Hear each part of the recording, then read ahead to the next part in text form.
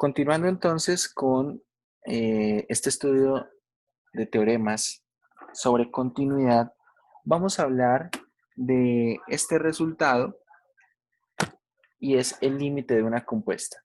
Realmente el uso de este resultado es bastante cuando nosotros queremos calcular límites y de hecho de alguna manera lo hemos estado haciendo. Por ejemplo, si yo les pido calcular el límite cuando x tiende a 3 de la raíz de 3x menos 1, ¿cuánto da este límite?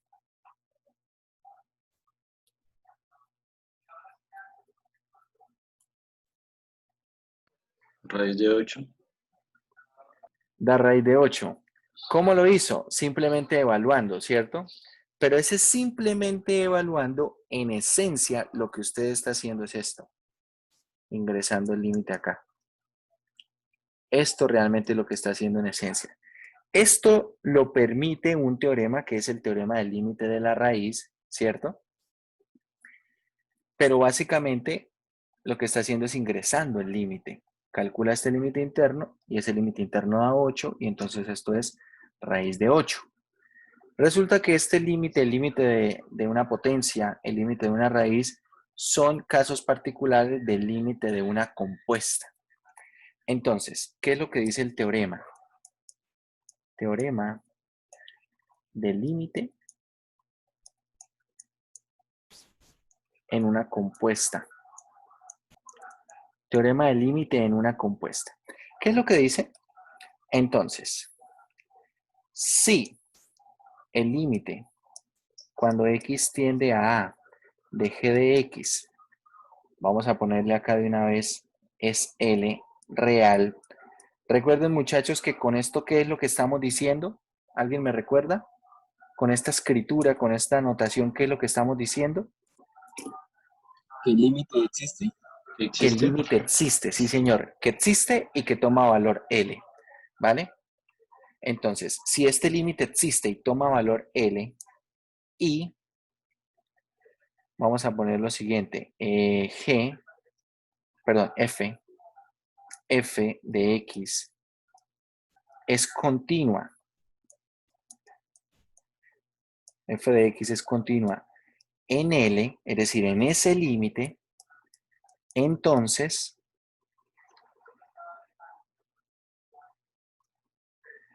el límite, la conclusión es la siguiente, el límite cuando x tiende a A de f, voy a ponerlo en dos presentaciones, de f compuesto g de x. Voy a escribirlo acá en otra línea porque no es otra igualdad, simplemente es otra presentación de lo mismo, ¿cierto? La compuesta es f evaluada en g de x. Esto, cualquiera de las dos formas de escribirlo, es igual a ¿qué? Es igual a f evaluado en el límite cuando x tiende a A de g de x. Básicamente lo que dice este teorema es que el límite puede ingresar, ¿cierto? En una composición puede ingresar a la función más interna siempre y cuando el límite de la interna exista. Este límite debe existir y la función externa debe ser continua en ese límite. Bien, debe ser continua en ese límite. No basta con que la función esté definida en ese límite, necesita ser continua en ese límite para garantizar el resultado. Bien, entonces esto es lo que nosotros estamos haciendo en varios casos, claro, en el límite de una raíz. ¿Qué estamos haciendo? Estamos ingresando el límite a la interna, ¿cierto? El límite, este límite existe, observen, este límite existe, y la función externa, esa raíz cuadrada es continua en 8, entonces eso es raíz de 8. Lo mismo ocurre para el límite de una potencia, ocurre exactamente lo mismo. Ocurre exactamente lo mismo. Bien, con este teorema, vamos a hablar del teorema de la continuidad de una compuesta. Teorema de continuidad de una composición de funciones. Teorema, continuidad de una compuesta.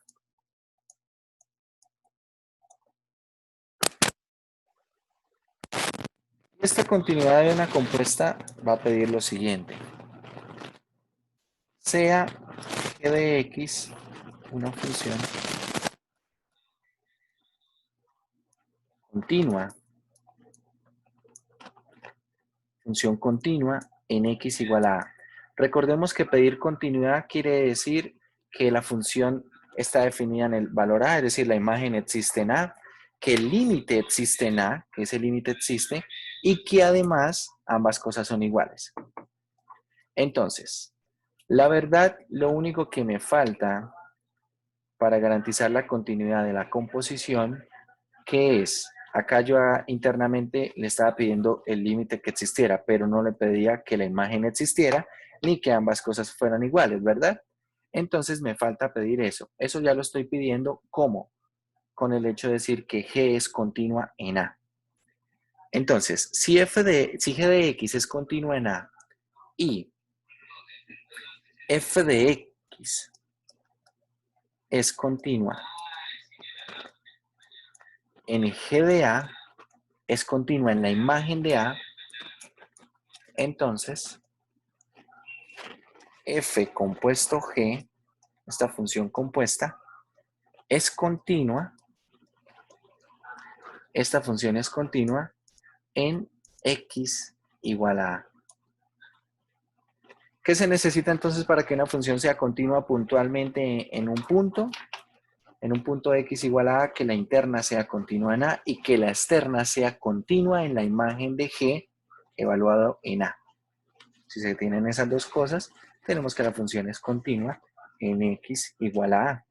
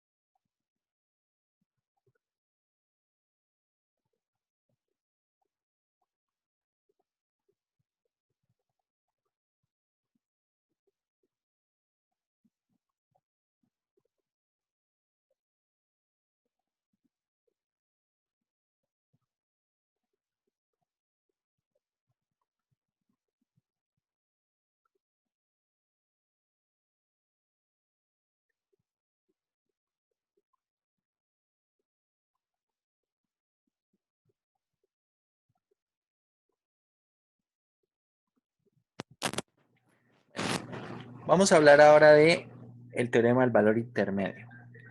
El teorema del valor intermedio es un teorema que tiene una aplicación y de hecho vamos a hacer a continuación un ejercicio de eso. Teorema del valor intermedio. Teorema del valor intermedio.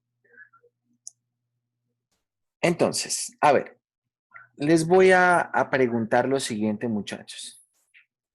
Y muy concentrados, quiero que estén muy concentrados. Voy a poner acá un intervalo A, B, un intervalo A, B, de modo que la imagen de A esté por aquí, que la imagen de B esté por aquí, y voy a trazar acá una línea, aquí a una altura, llamémosla N mayúscula, una línea horizontal.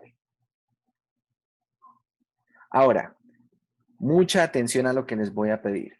Quiero que unan los dos puntos amarillos, quiero que unan este punto AF de A con BF de B, estos dos puntos amarillos, quiero que los unan con una función. Primera característica, debe ser función. Segunda, debe ser continua. en el intervalo desde A hasta B, cerrado en A y B. Debe ser continua. Entonces, función f, quiero una función f continua en AB, función f continua en AB, pero quiero que esa función no corte a la recta azul.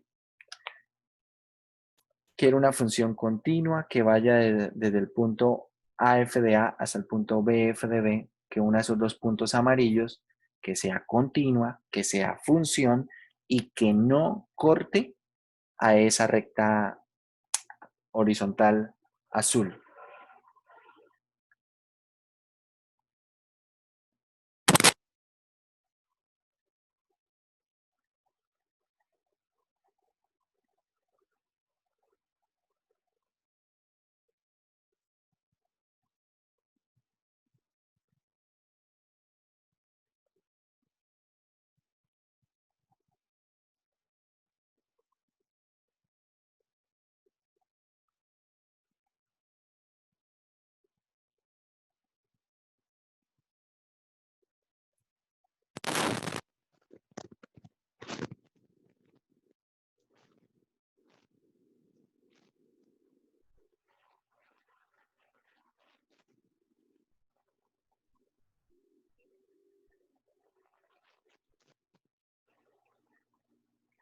¿Qué pasó, muchachos? ¿Se les ocurre algo? Pues puede ser una función continua con intervalo cerrado, ¿Una función continua qué, perdón? con intervalo cerrado, o sea, que llega a, no sé cómo explicar. Profe, no puede ser una función racional de fracción. Desde que sea continua en el intervalo AB cerrado, puede ser cualquier función. Bestia.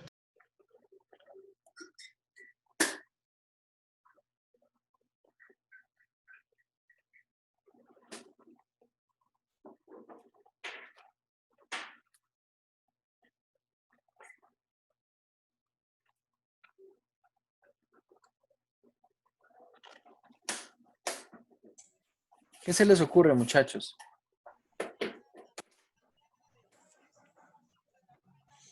Mm,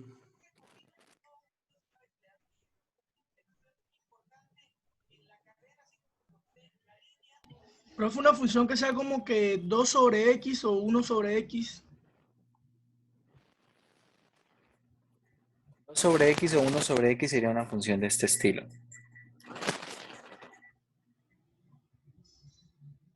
Ojo, quiero que una a los dos puntos. Básicamente, no piensen tanto en una función, sino piensen en la gráfica. Piensen en graficar algo que una estos dos puntos con una Una red. función continua Ah, y ok. no corte a la recta azul. Que no corte a la recta azul.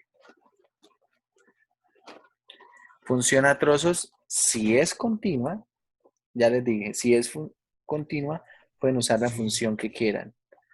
Una función a trozos, una función racional, polinomial, trigonométrica, lo que quieran. Siempre y cuando sea continua y una de esos dos puntos amarillos y no corte a la recta azul, me sirve.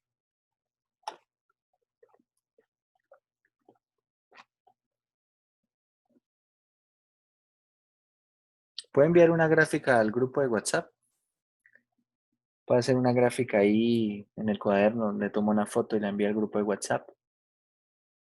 Si alguien tiene una idea, puede hacerlo así.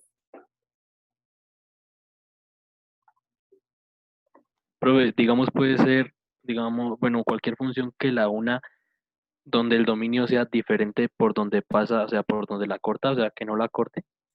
No sé si me hago entender. O sea, donde el dominio son los reales menos el número por donde corta, por decirlo así. El número por donde corta.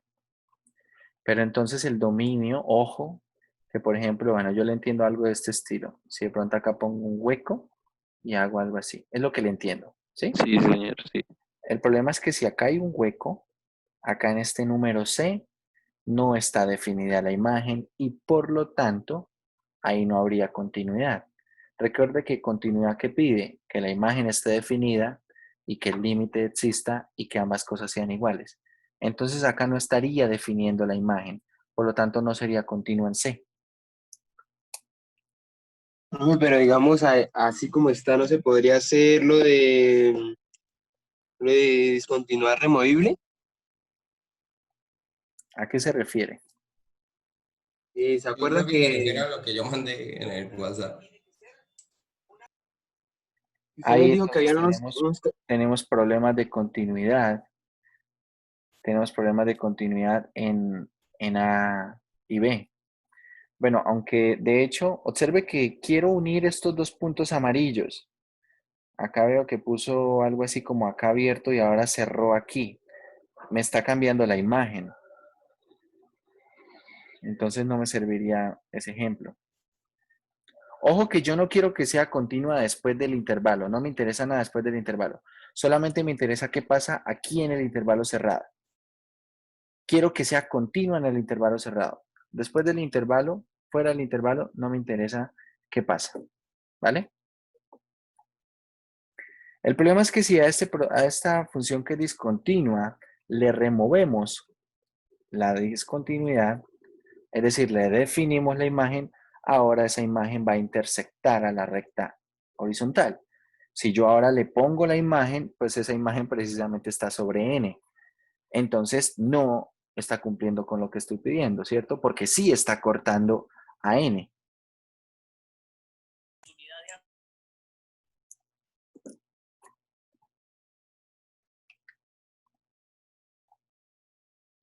Profe, pero sí tiene solución.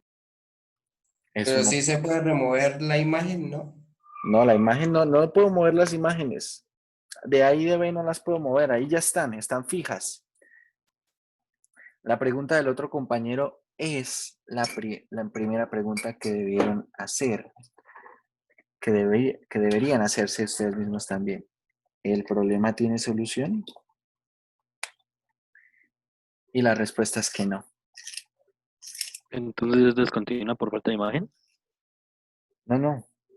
La solución es, o la respuesta a la pregunta es que no es posible.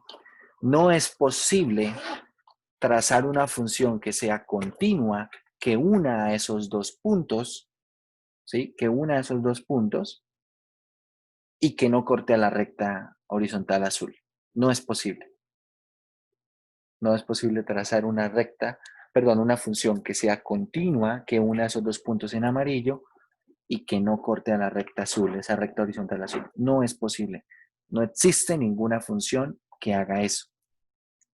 De hecho, eso es lo que dice el teorema del valor intermedio. Eso es lo que va a decir el teorema del valor intermedio. Tal vez en otro momento, cuando uno pone preguntas así, y algo que ayuda a motivar a los estudiantes a buscar respuestas es, por ejemplo, decir, bueno, 5 décimas en el examen el que encuentre una función que haga eso. Y no existe. No existe. Entonces, bueno, no quería jugar con sus sentimientos, por lo tanto no hice esa oferta. Eso es lo que dice el teorema del valor intermedio. El teorema del valor intermedio, de alguna manera, es un teorema de existencia. Y como les dije, muchachos, en algunos momentos los teoremas de existencia son muy importantes. ¿Por qué? Porque la existencia o la garantía de la existencia de una solución precisamente me permite darme a la tarea de resolver el problema. En alguna oportunidad creo que hemos hablado o les he preguntado algo como lo siguiente. Si usted, por ejemplo, tiene un familiar que tiene una finca o tiene un terreno o enfrente, o bueno, cerca de su casa hay un terreno baldío, hay un terreno inhabitado. Por ejemplo, ¿por qué no ven ustedes a la gente cavando huecos en esos terrenos, cavando agujeros con la esperanza de encontrar petróleo, porque bueno, uno dice, bueno, si yo empiezo a abrir un hueco, de pronto al abrir un hueco con buena profundidad puedo encontrar petróleo, oro, diamantes, qué sé yo, ¿cierto? ¿Por qué creen que la gente no hace eso? Porque se daña el terreno. Necesitan un estudio previo, ¿no? ¿Y un estudio previo para qué? Para De saber. geología, Seguro para ver qué hay. si la tierra es acta. Para ver si hay algo allí, ¿cierto? O sea, por ejemplo, porque usted mismo, o sea, ahora mismo en su casa, en medio de la sala no se pone a abrir un hueco. Bueno, empecemos por el hecho de pensar que no vive en un apartamento, ¿no? Porque si no llegas al piso abajo. Suponga que vive en una casa y está en el primer piso. ¿Por qué no se pone a abrir un hueco a ver si encuentra algo? Porque, se por necesita. ejemplo, para lo que dice un compañero, se necesita un estudio de suelos.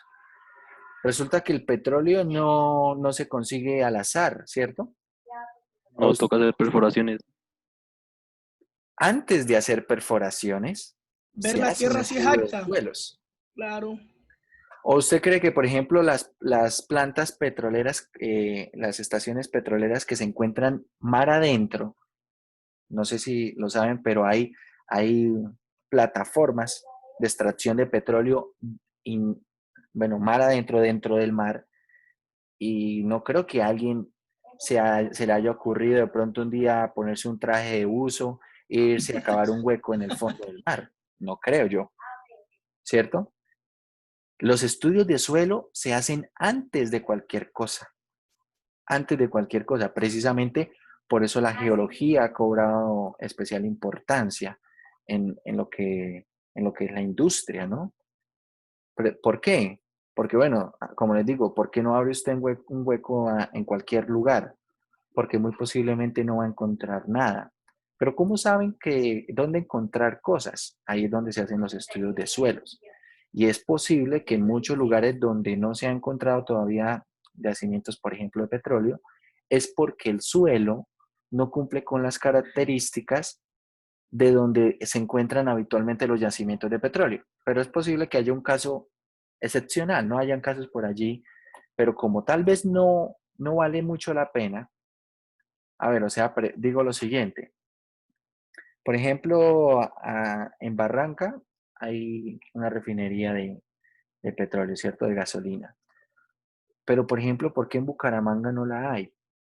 Porque el suelo no es apto para eso. Posiblemente abriendo un hueco en un lugar de Bucaramanga y abriendo un hueco muy profundo, se encuentre un yacimiento de petróleo. Posiblemente. Tal vez en las primeras capas de tierra, no cumple con las condiciones del suelo. Tal vez mucho más abajo lo cumple, pero en una región muy pequeña. Es decir, puede ser que usted encuentre dos galones de petróleo y necesite cavar, no sé, 10 kilómetros de profundidad. Tal vez estoy exagerando, pero lo que quiero decir es que es posible que haya petróleo. ¿Dónde? Es incierto. Y por la cantidad tan pequeña que pueda llegar a tener, la inversión para extraerlo es mucha. Entonces no merece la pena. ¿Vale? Pero aún así, los estudios de suelos se deben hacer porque esos estudios de suelo básicamente están garantizando existencia de la presencia de esos minerales, de esos recursos. ¿Cierto? Acá los teoremas en matemáticas, los teoremas en física, todos hay teoremas que son de existencia. Esos teoremas de existencia básicamente lo que me va a decir es, si usted va a resolver un problema de este estilo, no va a perder el tiempo, va a encontrar una solución. ¿Por qué? Porque existe.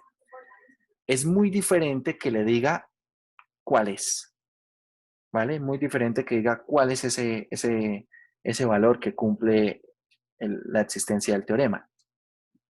Lo mismo, bueno, yacimientos de diamantes. ¿Saben dónde, más o menos dónde se encuentran los diamantes o qué características generan diamantes? ¿Bajo qué condiciones se crean diamantes? Se eleva el carbón elevadas a presión alta. Entonces, se necesita una presión muy grande, ¿cierto? Una presión muy grande. Se necesita una temperatura muy alta y se necesitan ciertos minerales como por ejemplo el carbón, ¿cierto? Un pedazo de carbón potencialmente es un diamante que no se ha producido. Y realmente esas características de manera natural se encuentran en la cercanía de volcanes que han tenido cierta magnitud y de hecho que han tenido erupciones o en las cuales se ha evidenciado intentos de erupciones. ¿Por qué? Porque en la erupción se tiene la temperatura, ¿cierto? En la lava se tiene la presión. Entonces, claro, o sea, tal vez dentro de un volcán no van a ir a buscar los diamantes, pero si analizan si el volcán ha tenido erupciones, la magnitud de esa erupción y más o menos dónde se han disipado o dónde se han esparcido los escombros o bueno, todo ese material pirotécnico que arroja el volcán, entonces allí, en esos lugares, es un buen lugar para buscar, por ejemplo, diamantes. De eso se tratan estos teoremas. Los teoremas de existencia son muy importantes, no tanto porque me diga quién es el valor que estoy buscando, sino porque me va a decir si existe o no existe. Y en algunos casos eso es de bastante importancia. Saber si existe para buscar una solución o si tengo la garantía que no existe, pues bueno, no voy a perder el tiempo buscando algo que no existe. ¿Bien? Entonces, este es un teorema de existencia, el teorema del valor intermedio, y dice lo siguiente. Sea f de x una función continua sobre un intervalo a-b cerrado.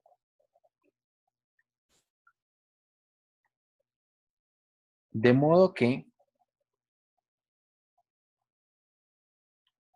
f de a es diferente a f de b.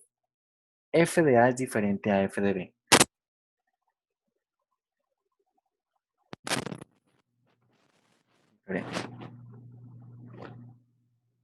Coma. Ahora podemos poner aquí un punto seguido. Sea n mayúscula un número real entre f de a y f de b, coma, ahora sí la conclusión, entonces existe un número c que pertenece al intervalo abierto a, b, tal que f de c es exactamente n. Tal que f de c es exactamente n. Eso es lo que dice este resultado. Entonces lo que teníamos acá en el gráfico. Tengo una función, quiero una función que sea continua en un intervalo cerrado, ¿cierto? De tal manera que las imágenes de los extremos del intervalo son diferentes. Acá tengo f de a y tengo f de b. Yo escojo un número cualquiera entre estas dos imágenes, n mayúscula. Entonces, n mayúscula es un número real entre f de a y f de b. Entonces, debe existir un número c tal que, claro, cuando yo trace la función que quiera trazar desde que sea continua, si yo trazo acá una función, siempre va a existir, y es lo que dice el teorema, siempre va a existir un número c en el intervalo abierto AB, de tal manera que la imagen de c, ¿quién es? Es n. Básicamente lo que estoy diciendo es que existe un número c sobre el cual la gráfica intersecta a esa recta horizontal.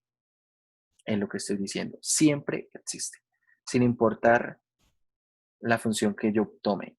Ojo, acá dice que existe un c, o sea que existe c. No quiere decir que ese c sea único. Puede que ese número c no sea único. Por ejemplo, yo así como grafico esto, puedo graficar esto también. ¿Cierto? Es decir, ¿cuántos valores hay para puntos de corte con esa recta n? Tengo aquí 4 valores. Pero claro, si existen 4, en particular existe 1. Y lo que dice el teorema es que existe. No dice cuántos, no dice quiénes son. Simplemente dice existe. Esto también se puede leer como existe al menos un valor C. Existe al menos un valor C en el intervalo abierto tal que f de C es n. ¿Que existan más? Sí pueden existir más. Eso no contradice el teorema. El teorema dice existe. Que existe.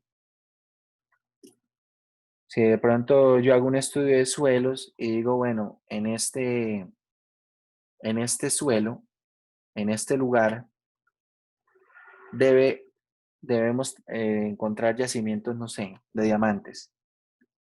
Y de pronto nos ponemos a hacer la búsqueda, de pronto podemos hacer excavación, lo que sea, y encontramos, no sé, tal vez unos diamantes que pesen, no sé, 200 gramos. Diamantes que pesen 200 gramos. Pero tal vez la expedición que se armó y todo eso supera mucho el valor de esos 200 gramos en diamantes, porque además deben estar en buen estado, tener características, qué sé yo. Entonces, el yacimiento, bueno, eso también dirá, el estudio de suelos dirá que existe, no va a decir cuánto habrá. Ya se necesita un estudio diferente para decir si vale la pena, aunque exista, si vale la pena hacer la inversión para hacer la extracción de eso que en teoría existe. Acá pasa lo mismo.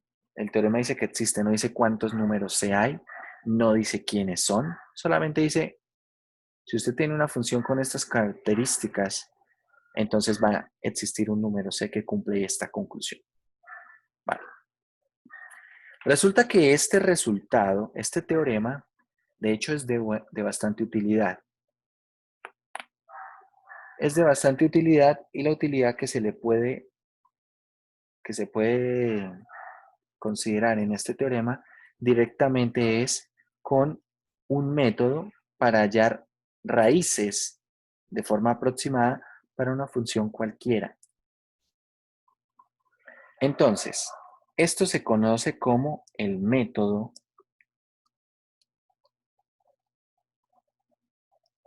de la bisección. El método de la bisección. Vamos a ver en qué consiste el método. Entonces, aplicando el teorema del valor intermedio, supongan, muchachos, que tenemos una función de la siguiente forma. Acá vamos a tener un número A, acá vamos a tener un número B y vamos a suponer que la imagen, por ejemplo, de A es negativa y la imagen de B es positiva. ¿Qué garantiza el teorema del valor intermedio? ¿Qué garantiza? Que existe si la función es continua. Si la función es continua y la imagen de A es positiva, bueno, negativa y la de B es positiva, lo que garantiza el teorema del valor intermedio es que debe existir al menos un punto, un valor en el cual la gráfica de esta función, que es continua, corta al eje X. ¿Eso es claro? ¿Sí es claro eso? Debe cortar al eje X. ¿Qué quiere decir? Que esa función tiene una raíz real, que existe una raíz real. En algunos momentos o en algunos casos, a uno le gustaría saber si, por ejemplo, algunas ecuaciones tienen soluciones reales o no, que de alguna forma pueden llegar a ser difíciles de calcular si nosotros, por ejemplo, no tenemos las herramientas adecuadas. Por ejemplo, si yo tengo la función e a la 3x al cuadrado más 1 menos el coseno de 5x menos 3 igual a 0, ¿será que esto tiene solución? Es decir, ¿existe algún valor x? ¿Existe algún valor x para el cual todo esto se haga 0? Algebraicamente no puedo hacer nada, no puedo despejar x. ¿cierto? No puedo despejar X. Entonces, ¿qué podría hacer? ¿Qué podría hacer? Tal vez si esta función misma, que es una función continua en todos los reales, ¿por qué? Porque va a ser combinación de funciones continuas. Esta función misma la analizo con el teorema del valor intermedio y encuentro un valor A. A ver, por ejemplo, si ustedes, a ver, quiero que le den el siguiente valor A. Que le den el siguiente valor a 0, a X. ¿Qué pasa si X vale 0?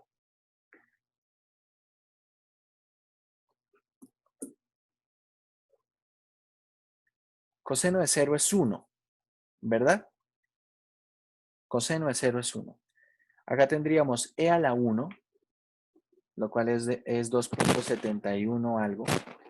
Creo que es 2.7, 18, 28, 18, 28, algo así. Menos 4. Y esto va a dar menos 4, ¿cierto? Acá esto va a dar coseno de 0 es 1. Entonces acá tengo menos 1 menos 3 y esto es el número de Euler, ¿cierto? Acá queda e a la 1. Esto es negativo. ¿Sí estamos de acuerdo? Pueden mirarlo en la calculadora. Es decir, que f de 0 es negativo. Ahora quiero que miremos, a ver, veamos. Quiero que miremos f de pi. F de pi. ¿Quién es? Bueno, esto es e a la 3 pi al cuadrado más 1. Esto es, y bueno, coseno de pi es menos 1, es decir, acá va a quedar más 1, todo esto menos 3. Pueden hacer la cuenta y van a ver que esto es positivo. ¿Sí o no? Miren por favor en la calculadora y me verifican si lo que estoy diciendo es verdad o no. Sí, es un valor positivo. Listo. Entonces observe. La imagen en 0 es negativa. La imagen en pi es positiva. Esto es una función continua. Esto es una función continua en los reales. En particular va a ser continua de 0 a pi. El teorema del valor intermedio garantiza que existe una raíz entre 0 y pi. Eso lo garantiza el teorema del valor intermedio. Ahora, ¿cómo hallamos esa raíz? Ahí es donde vamos a describir el método de la bisección. Y de hecho ahorita vamos a aplicar el método de la bisección para esta función. Bien, para esta función. Entonces, ¿cómo funciona el método de la bisección? Voy a tomar el punto medio de AB, M1, lo voy a llamar. Punto medio de AB. Y la pregunta es, ¿cuál es la imagen de M1 en la función? Resulta que la imagen de M1 en la función puede ser positiva, negativa o 0. Si resulta que la imagen de M1 es precisamente 0, ya acabé. ¿Por qué? Porque estoy buscando un valor tal que al evaluar en la función me dé 0. Si la imagen es 0, ya acabé. Si resulta que la imagen no es 0, entonces, por ejemplo, puede ser positiva o negativa. Si es positiva, mucha atención, el teorema del valor intermedio garantiza que hay una raíz ¿dónde? En el intervalo desde A hasta M1. ¿Por qué? Porque allí la función es continua y porque una imagen es negativa y la otra es positiva. Entre M1 y B no tengo garantía de nada, ¿sí? Puede ser que la gráfica haga algo así y por lo tanto no tendría ninguna raíz allí entre M1 y B, o puede ser que la gráfica haga algo así y sí tenga raíces entre M1 y B. Puede que sí, puede que no. Eso no me lo garantiza el teorema del valor intermedio, ¿sí? No me garantiza esa existencia. ¿Dónde sí tengo garantía que sí o sí hay una raíz? Entre A y M1. ¿Por qué? Porque las imágenes son de diferente signo. ¿Bien? Vale. Ahora, donde tengo garantía de que sí hay una raíz, tomo nuevamente punto medio. Por eso se llama método de la bisección, porque estoy bisecando, dividiendo en dos los intervalos. Y nuevamente acá me pregunto, ¿cuál es la imagen de M2? Puede ser que la imagen de M2 sea positiva, sea negativa o sea cero. Si la imagen de M2 es cero, listo, ya acabé. Ya acabé. Encontré lo que quería. Encontré un valor que está siendo cero la función, ¿cierto? Si la imagen es, por ejemplo, negativa, si por ejemplo es negativa, entonces el teorema del valor intermedio me garantiza que hay una raíz. ¿En qué intervalo? ¿En qué intervalo, muchachos? M2 y B. A y M2. No, entre A y M2 no. ¿Por No, qué entre A? Entre M1 y M2 M2 y y M2. M1. Exacto, entre Entre M2 y M2 M1. y M1 porque es donde están quedando de diferentes signos. Diferente signo. Entre A y M2 no, ¿por qué? Porque tienen el mismo signo. Y la idea es eso, así vamos continuando. Entonces luego continúo M3 y vuelvo a hacer las mismas preguntas. Si resulta que no es cero, de pronto es positivo, entonces me voy quedando con el intervalo que va quedando y así. La idea es que esto converge y va a hacer que la imagen se haga rápido, se haga cero de una manera rápida,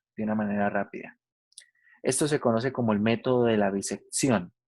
Bien, el método de la bisección. Entonces, vamos a escribir el método de la bisección ya con lo que estamos diciendo aquí. Creo que puede ser claro lo que vamos a escribir. Entonces, sea f de x continua sobre el intervalo a, b. Una función continua sobre el intervalo a, b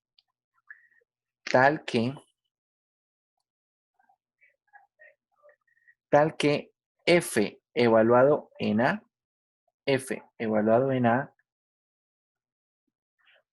a ver, esto quiero que lo entendamos muy bien, por f evaluado en b sea menor que 0. Cuando yo digo que el producto de dos números reales es 0, ¿qué es lo que estoy diciendo? Que tienen diferente signo. ¿Sí?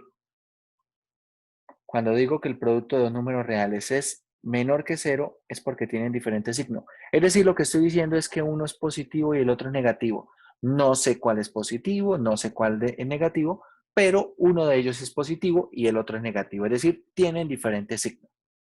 ¿Vale? Entonces continúa sobre AB de modo que el producto de las imágenes en los extremos del intervalo, ese producto es negativo. Es decir, esas imágenes tienen diferente signo. Continúa sobre esto. Bueno, sobre el intervalo AB cumpliendo esto. Entonces, por el teorema del valor intermedio, existe un número C en el intervalo abierto desde A hasta B, tal que f de C es igual a 0. El método de la bisección me va a permitir encontrar el valor de C de manera aproximada. Entonces, vamos a aproximar el valor C. Es un método, vamos a seguirlo por pasos. Primer paso. Entonces, sea M1 B menos A sobre 2. Voy a poner acá punto medio.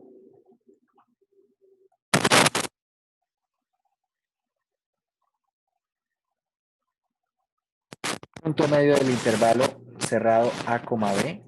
Recuerden que el punto medio, ¿cómo se calcula para el punto medio entre dos puntos en la recta? Se calcula como la diferencia sobre 2. El mayor menos el menor sobre 2. ¿Vale? Entonces, creamos este M1. Acá vamos a poner un criterio. Dentro del primer paso, hallamos f de M1. F de M1. Si 2 puntos. Si f de M1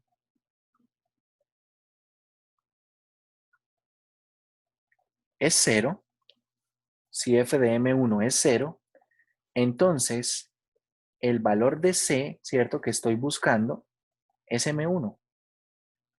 Entonces C es igual a M1. Si f de M1 es diferente de 0, entonces debe ocurrir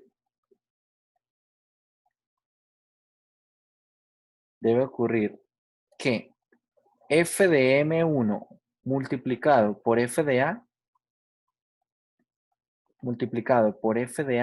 sea negativo o exclusiva f de M1 multiplicado por f de B sea negativo. Solamente puede ocurrir una de las dos. O f de M1 por f de A es negativo o f de M1 por f de B es negativo. No pueden ocurrir las dos. Veámoslo acá en el gráfico entonces. Calculamos M1, ¿cierto? Calculamos M1 como el punto medio del intervalo y me pregunto cuál es la imagen de M1. Si la imagen de M1 es 0, listo, ya acabé. Ya encontré el valor de C que estaba buscando. Si la imagen de M1 no es 0, entonces solamente puede ocurrir que el producto de la imagen de M1 por el producto de la imagen de A sea menor que 0, que en este caso es como está ocurriendo, o que el producto de la imagen de M1 por el producto de la imagen, por la imagen de B sea menor que 0. Solamente uno de esos dos productos va a ser negativo. Acá, de hecho, entre las imágenes de M1 y la imagen de B, eso está dando positivo. ¿Bien? Solamente uno de los dos va a ser negativo. Entonces, ¿qué pasa cuando identifico en qué intervalo es negativo? Vamos al siguiente paso. Supongamos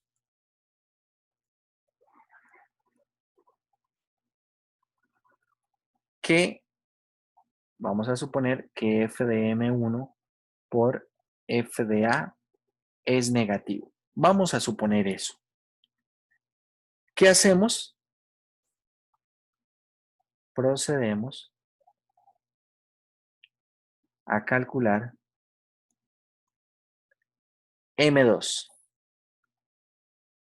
¿Como quién? M2 será M1 menos A sobre 2. Es decir, M2 es punto medio del intervalo desde A hasta M1. ¿Y luego qué hago? Esto es como un bucle. Luego, de aquí, paso acá. Hacerme las mismas preguntas, pero obviamente con M2. ¿Cierto? Me devuelvo a ese paso anterior.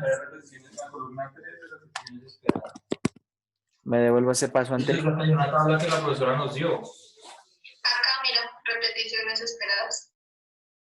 Me devuelvo a esa tabla, a esa parte de allí y calculo la imagen de M2 y luego hago las mismas preguntas.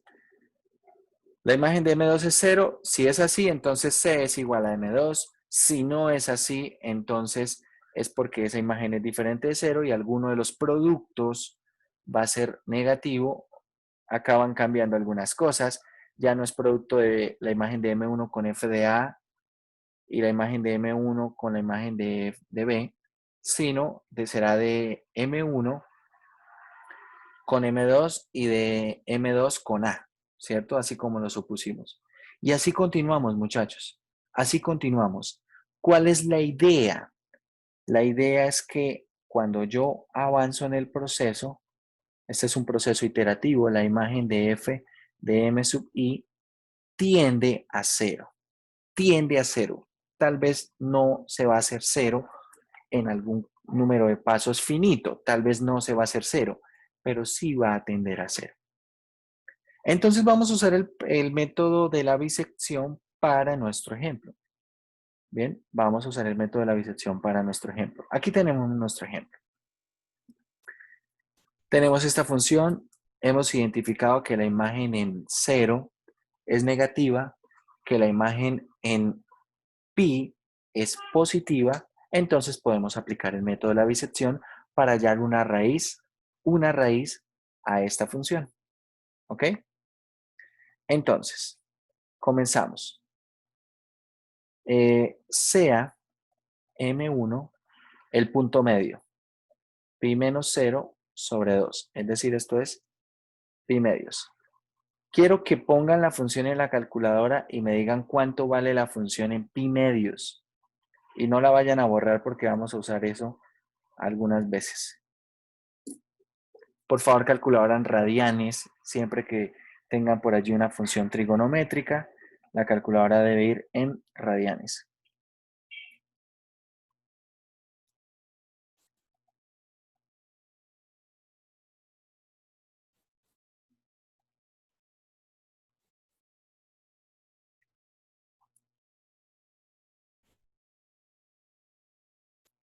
¿Cuánto les dio?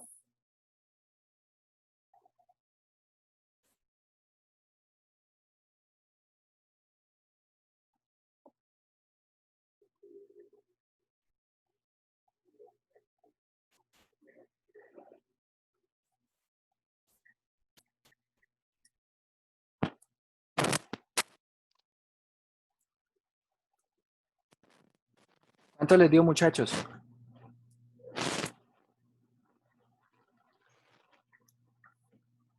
Bueno, yo lo calculé. Da 4.453.875. Lo que me interesa es que es positivo. Como es positivo, a ver, voy haciendo un esquema para no perder el horizonte norte. Tengo acá 0, tengo acá pi, tengo que la imagen en 0 es negativa, que la imagen en pi es positiva, calculo el primer punto medio que es pi medios, acá tengo M1 y me da que la imagen es positiva. Entonces, ¿dónde tengo garantía de existencia de la raíz? Entre 0 y M1, ¿vale? Entre 0 y M1. Entonces, la conclusión que saco de esto que hice aquí es que la raíz está en el intervalo de 0 a M1, que es pi medios. Procedo con el siguiente. Entonces, sea M2 el punto medio de este intervalo, del intervalo donde está la raíz. Tengo pi medios menos 0 sobre 2, esto es pi cuartos. Y ahora calculo la imagen en pi cuartos. ¿Cuánto da la imagen evaluada en pi cuartos? 15.004. 15.004. Es positiva nuevamente. Es positiva, pero vean que ya es mucho más pequeña, ¿no? Conclusión, ¿dónde se encuentra la raíz? La raíz está en el intervalo de 0 a pi cuartos. ¿Por qué? Porque en 0 es negativa, en pi cuartos es positiva. Entonces acá tengo M2 y me dio nuevamente positiva la imagen, ¿verdad? Entonces entre 0 y M2, que es pi cuartos, está la raíz. Seguimos entonces con el método. Sea M3 el punto medio, acá pi cuartos y 0, esto es pi octavos. ¿Cuánto es la imagen de pi octavos?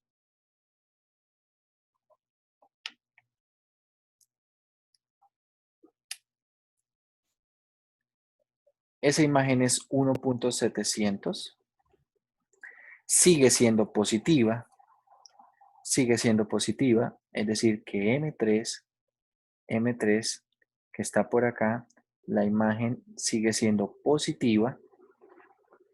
Por lo tanto, ¿dónde se encuentra la raíz? Entre 0 y M3. ¿Podría cerrar el micrófono?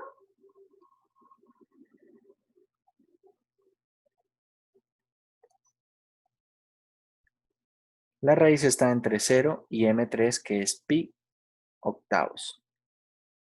Seguimos. sea M4. ¿Quién es M4? Punto medio de este intervalo. Entre pi octavos y 0. Esto es pi 16avos. Pi 16avos. ¿Cuál es la imagen en pi 16avos?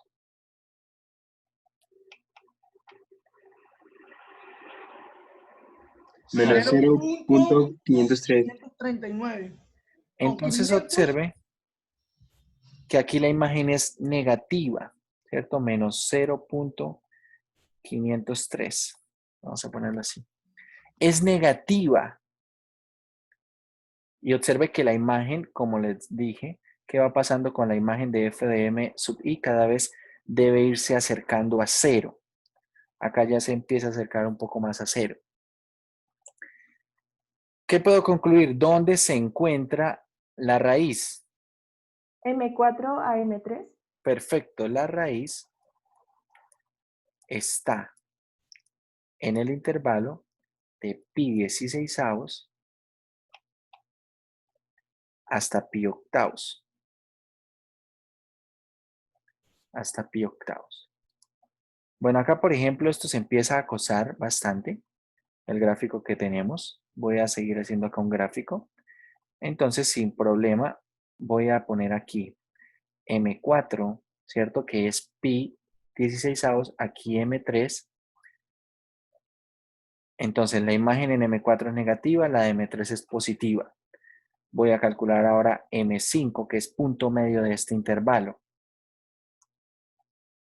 Entonces, sea M5, punto medio de este intervalo, es decir, esto será pi octavos menos pi 16avos sobre 2. ¿Cuánto da esto? Pi octavos menos pi 16avos es pi 16avos dividido en 2 es pi 32avos.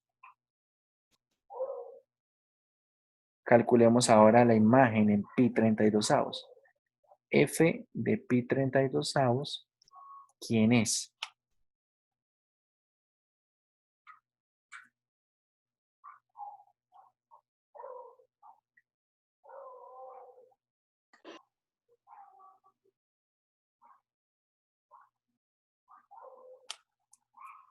¿Cuánto dio?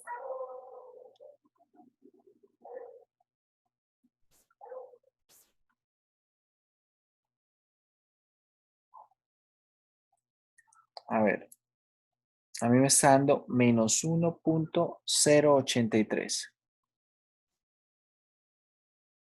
¿Sí estamos de acuerdo?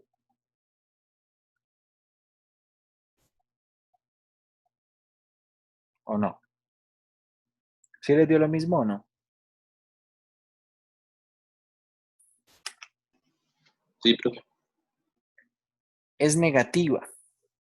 Es decir, que la imagen de M5 es negativa. Es por acá negativa. ¿Dónde se encuentra la raíz? Entre M5 y M3. ¿Cierto? Entre M5 y M3. A ver, esperen un momento.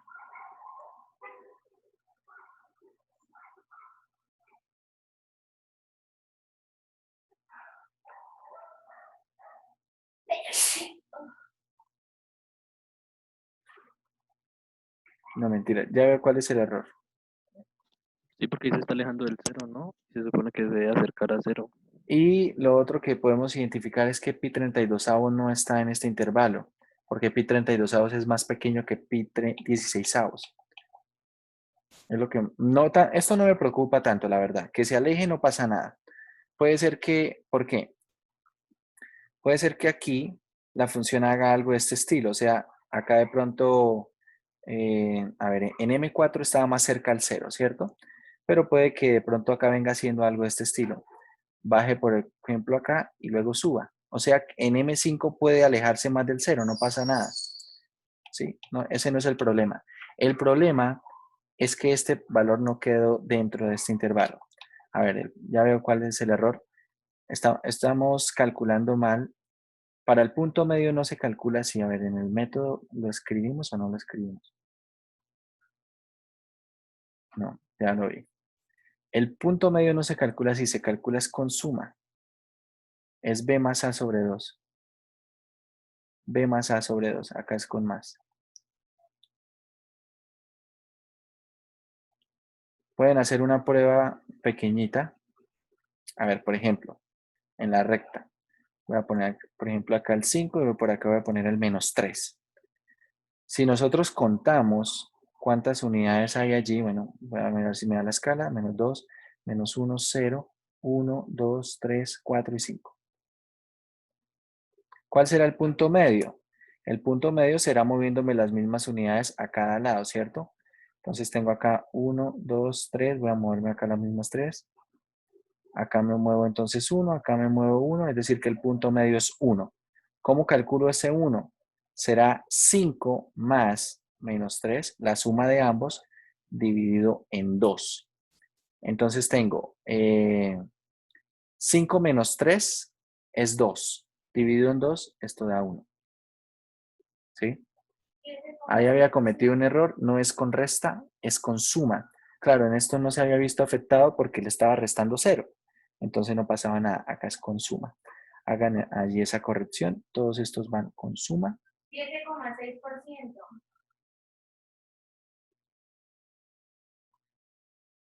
Acá estos van con suma.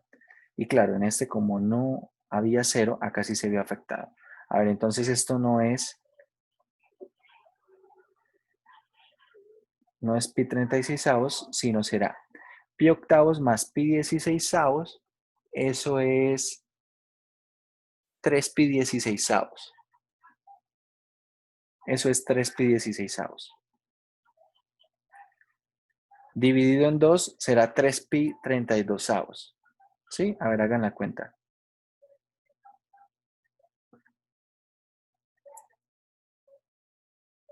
Sí, eso es 3 pi 32avos. 3 pi 32avos. ¿Cuánto da eso evaluado entonces en 3 pi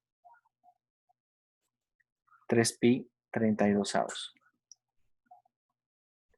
3 pi Profe, 32avos sí está en este intervalo. profe, los otros sí los dejamos así. Sí, los otros no cambian. Los otros no cambiaban porque le estaba antes restando 0. Y restarle 0 va a ser lo mismo que sumarle 0. Ah, ok, ¿Sí? ok. Por eso no cambió y por eso no había visto el error. En este sí se ve el error porque el valor que me estaba dando no estaba cayendo dentro del intervalo. Básicamente sobre la gráfica es como tener acá M4 y M3 y el M5 me estaba dando por aquí. ¿Sí? Ahí fue donde me di cuenta que había un error en la cuenta que estábamos haciendo. Pero acá sí está cayendo. A ver, en 3 pi 32avos, esto es 0.428. Es positivo. ¿Cierto? Es positivo. Vamos a ir mirando acá en el gráfico. No es negativo, es positivo. Y por lo tanto, ¿dónde se encuentra la raíz? La raíz está. M4 y M5. Perfecto. La raíz está entre M4 y M5. ¿Cierto? M4, ¿quién es? M4 es pi 16avos. Y M5 es 3 pi 32avos. Ahora, siguiente, sea, vamos a hacerlo hasta que consigamos un primer decimal 0, ¿bien? Sea M6 igual al punto medio entre estos dos, 3 pi 32avos más pi 16avos sobre 2. A ver, esto es 5 pi 64avos. Creo que es esto. A ver. Pi 16avos es 2 pi 32avos más 3 pi 32avos es 5 pi 32avos dividido en 2, 5 pi 64avos. ¿Cuál es la imagen de 5 pi 64avos? Da menos 0.080. 0,80. Observen que acá si ven las imágenes cada vez se van acercando más al 0. Es posible que cuando estamos haciendo la iteración de pronto una iteración se aleje un poco. No pasa nada, es posible que se aleje. Pero si se aleja hay que revisar las cuentas. Si las cuentas están bien, no pasa nada. Es posible que se aleje. Es decir, el anterior negativo nos dio menos 0.503. Si esto nos hubiese dado menos 1, no pasaba nada. Bien, no pasa nada. Es posible que se aleje. Pero la idea es que cuando continúe con las iteraciones, sí debe irse acercando de a poco. Hay algunas funciones que se van a acercar más rápido que otras. Bien. Entonces, observe, esto ya tiene acá un decimal exacto, ¿cierto? Ya va en 0.0. Si yo quisiera más decimales exactos, continúo con el proceso. Por ejemplo, puedo decir que 5pi 64avos es aproximadamente el valor de C. Como les dije, íbamos a aproximar C. El valor de C es aproximadamente 5pi 64avos. Si yo quisiera, como digo, si quiero más decimales exactos, esto depende de lo que necesite hacer. No sé si de pronto necesito calcular esto con 3 decimales exactos. Necesito continuar el proceso hasta que tenga acá 3 ceros. Bien, hasta que ya bien sea que el resultado sea 0.00 algo o menos 0.000 algo. Ahí ya tendría 3 decimales exactos. ¿Vale? Pero vamos a dejarlo aquí con un decimal exacto. Vamos a mirar en GeoGebra. Quiero mirar en GeoGebra esta función y cómo aparece allí la raíz.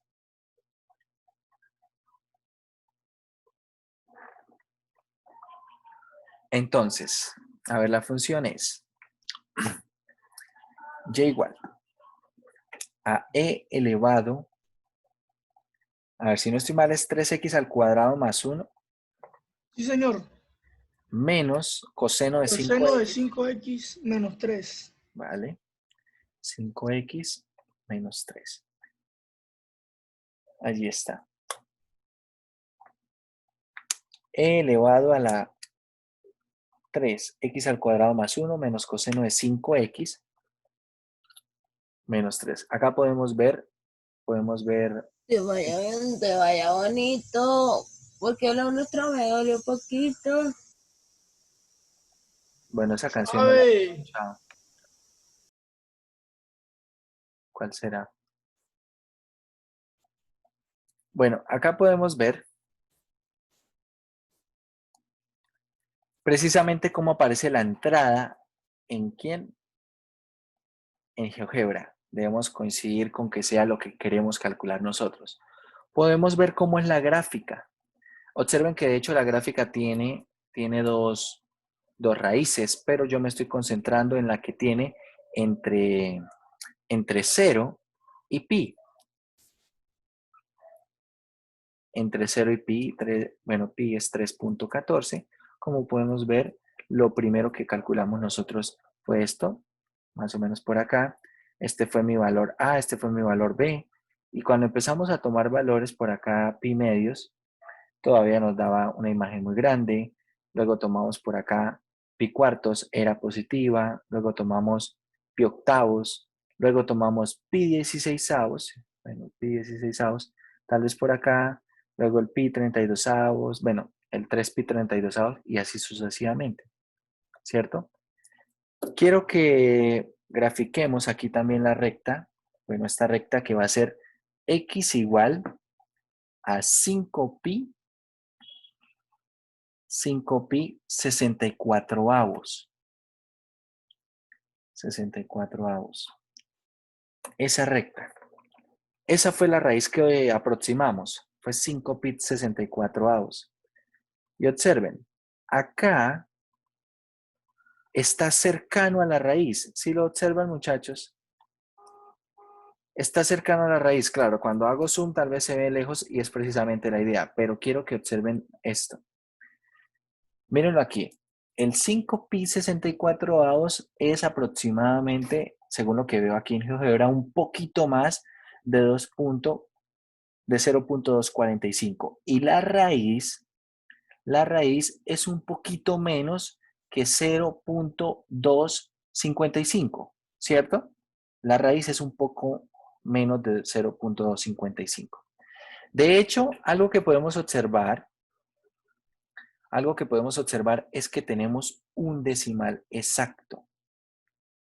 ¿Cierto? Tenemos un decimal exacto en la aproximación de la raíz. ¿Vale? Bueno, que de pronto yo quiero más decimales exactos. A ver, vamos a hacer una iteración más para ver qué tanto se acerca en comparación a la que ya tenemos. Entonces, en M6 es negativo. La conclusión será, miremos entonces el gráfico. M6 está por acá y es negativo. Entonces la raíz está entre M6 y M5. ¿Cierto? Entonces la raíz está en M6, que es, bueno, 5pi 64avos, y M5, que es 3pi 32avos. 3pi 32avos. Entonces vamos a hacer una última iteración. Sea M7, el punto medio entre estos dos, 3pi 32avos más 5pi 64avos dividido en 2, y esto va a ser, a ver, 11pi 128avos. Va a ser eso. Sí, va a ser eso. Entonces, F de 11pi 128avos, ¿cuánto da?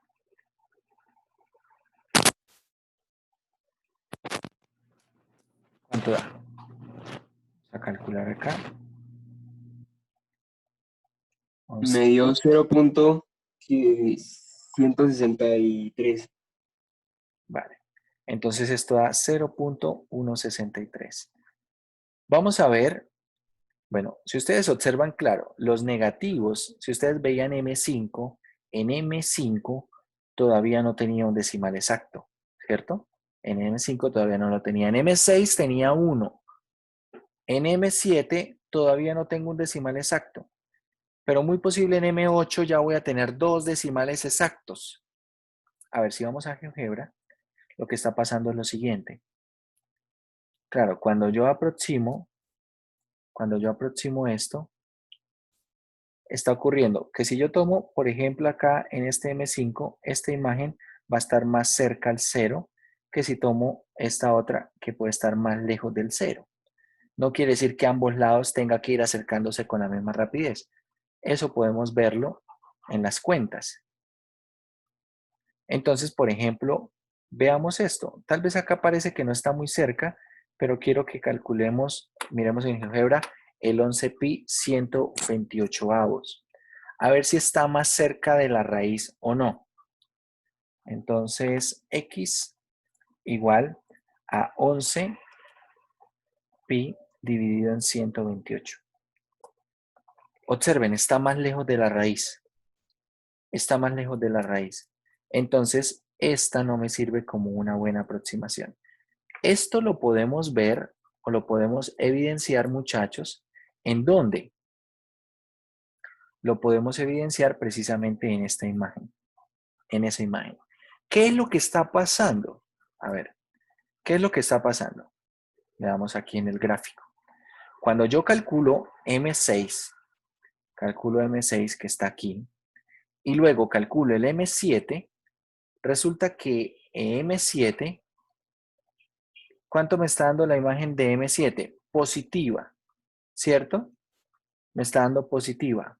Pero si ustedes observan la imagen, a ver, esperen, no, M6, M7 se encuentra entre M5 y M6. No entre M4 y M6. Entre M5 y M6, ¿cierto? Acá se encuentra M7. M7. ¿Qué pasa?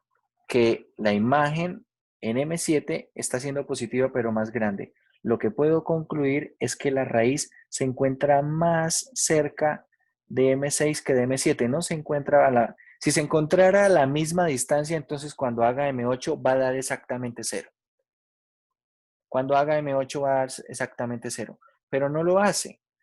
Observe, acá tengo mi M6, acá tengo mi M7 y por acá tenía mi M5. Entonces, claro, el M7 está más lejos de la raíz. Pero ahora la garantía, ¿cuál va a ser? Cuando yo haga M8 la voy a tomar acá en el punto medio. En este punto medio. Y va a ser, vamos a ver que es positiva y va a estar más cerca de la raíz que M6. Y además de que va a estar más cerca, entonces lo que voy a poder mostrar es que la imagen también va a estar más cerca a 0.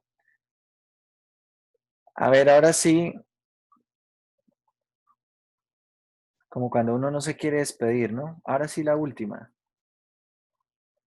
Entonces, la raíz está entre, como es positiva, esta es positiva, está entre M6 y M7. M6, ¿quién es? 5pi 64 avos.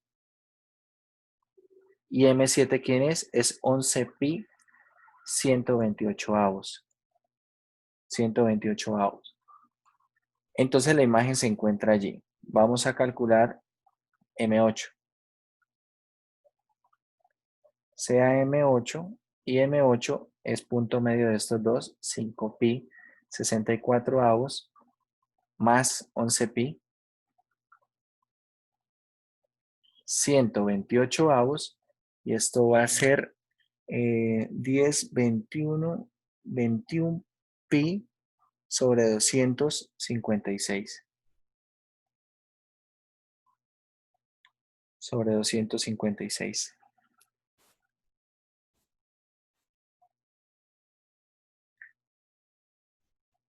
Entonces calculemos la imagen de esto. F de 21pi sobre 256. ¿Cuánto es esa imagen?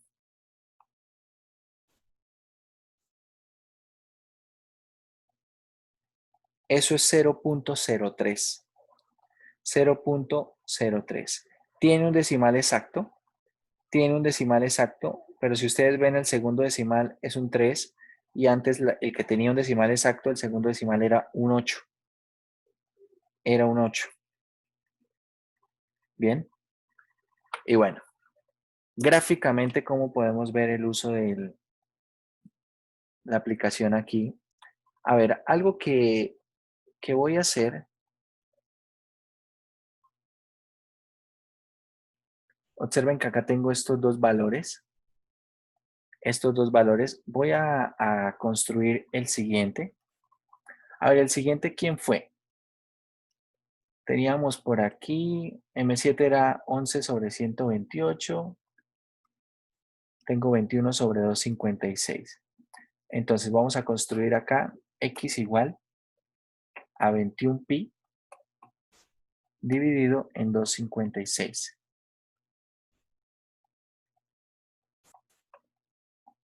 Y ahí está. ¿Cierto?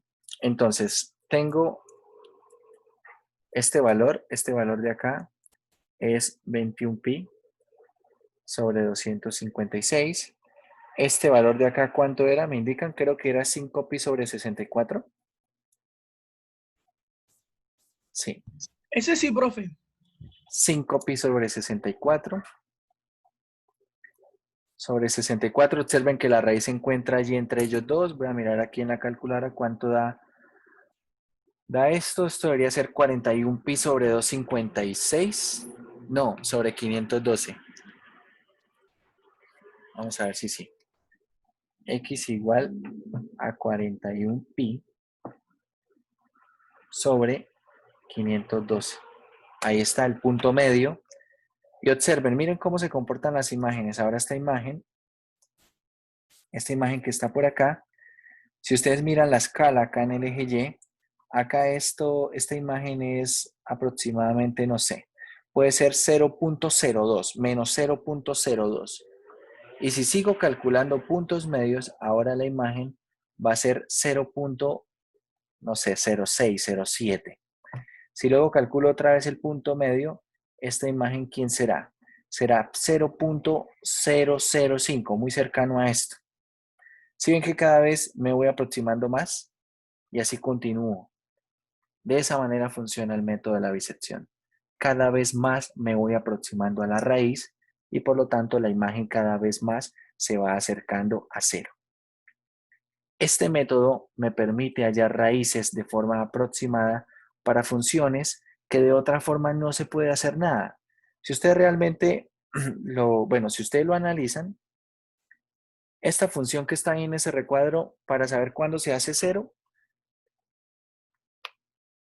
analíticamente no se puede hacer, digamos, no se puede factorizar nada, no se puede despejar X, no se puede hacer mucho.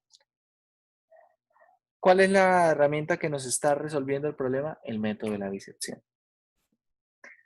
En el capítulo 4, sección 10, vamos a ver por aquí, casi llegamos allí. Capítulo 4, sección 10, hay un método que se llama el método de Newton. Y ese método de Newton permite hallar raíces, también se conoce como el método de Newton-Raphson, permite hallar raíces de una forma mucho más rápida. Pueden estudiar de pronto por acá este método. Y la idea es que cuando uno empieza a hacer iteraciones, las iteraciones van haciendo que, las primeras iteraciones, la aproximación tal vez no es muy buena, pero cuando uno avanza en las iteraciones, va a ser mucho más rápido que antes. Por ejemplo, acá podemos ver un poco de las iteraciones y podemos ver que para la función que se está trabajando, la primera iteración da este resultado, la segunda da este resultado y miren cómo en la tercera iteración ya da 1.1, en la segunda en la cuarta ya 1.16, 5, y observe que cada vez los decimales van siendo cada vez más exactos. De hecho, en la séptima iteración no tenemos diferencia con la sexta, con la cantidad de decimales que tenemos allí. Y de hecho se obtiene que el valor aproximado de la raíz, de esa raíz positiva, esa raíz que se está encontrando allí es esto. 7 iteraciones y se encuentra ya la cantidad. Si de pronto observe, si yo quisiera hacer iteraciones hasta conseguir 3 decimales exactos, solamente necesitamos 4 iteraciones para esta función. Resulta que el método de Newton converge mucho más rápido, es decir, encontramos las raíces mucho más rápido, y cuando digo más rápido es con menos iteraciones que en el método de la bisección. Hay más métodos que permiten encontrar raíces de funciones, pero de pronto necesitan herramientas diferentes. Por ejemplo, lo que se necesita en el método de Newton, de Newton o de Newton-Raphson, es precisamente la derivada. Y a partir del uso de derivadas, se puede encontrar cómo los valores se aproximan de una manera más rápida. Entonces, no sé si alcancemos a ver el método de Newton, si lo alcanzamos a ver bien. Si no, entonces creería yo que sería un buen tema para que estudien, para que puedan ampliar el método de la bisección y puedan tener métodos que puedan permitirles resolver problemas. Bien. Cuando ustedes, por ejemplo, lleguen al curso de cálculo 2 y tal vez necesiten saber cuándo esto es cero, por ejemplo, ¿para qué querrían ustedes saber cuándo eso es cero? Eso realmente se transforma en resolver la siguiente pregunta. Si yo tengo, por ejemplo, las funciones e a la 3x al cuadrado más 1 y la función g de x, que es coseno de 5x más 3, tengo estas dos funciones y quiero saber estas dos funciones dónde se intersectan, porque voy a necesitar saber calcular muy bien puntos de intersección entre funciones. Y usted dice, bueno, yo la verdad no sé dónde se intersectan. Se intersectan cuando sean iguales, ¿no? ¿Y cuándo son iguales? Básicamente cuando digamos, paso esto a restar allá e igual a 0, entonces ahora la pregunta es cuándo esta función, esta nueva función, podríamos llamarla h, tiene raíces reales. Y la pregunta la voy a conseguir a través del método de la bisección o el método de Newton-Raphson y todo soportado por el teorema del valor intermedio. De hecho, si ustedes lo ven aquí, a ver, voy a ocultar acá varias de estas cosas. Y voy a graficar solamente estas dos funciones, y igual a e elevado a la 3x al cuadrado más 1, allí está.